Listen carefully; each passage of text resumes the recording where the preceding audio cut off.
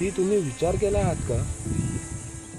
आपण जिथून आलोय तिथला आवाज आपण विसरत चाललो आहोत. कोकण म्हणजे फक्त गाव नाही, कोकण म्हणजे आपला श्वास. इथला वारा वेगळा, इथली माती वेगळी आणि इथली झाडं तर अजूनही आपल्याला ओळखतात. फक्त आपणच कधी थांबून त्यांना ऐकून घेत नाही. ही जमीन कुठूनही आणलेली नाही, पूर्वजांनी कानाकानाने जपलेली. आपल्या हातात सोपवताना एकच सांगून गेले, जपा रे हीच तुमची पुढील ओळख आहे. पण आता बदल दिसतोय, काही चांगला पण काही असा की मनाला मात्र चटका बसतो.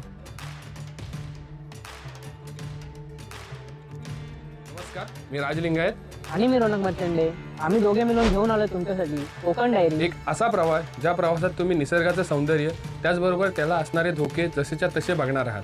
हा प्रवास फक्त व्हिडिओंची मालिका नसून हा एक प्रवास आहे आमचा, तुमचा आणि प्रत्येकाचा, जो निसर्ग वाचवण्यासाठी प्रयत्न करत आहे. सुरू करूया हा प्रवास. कोकण ऐकूया, समजून घेऊया आणि सर्वांनी मिळून जपूया.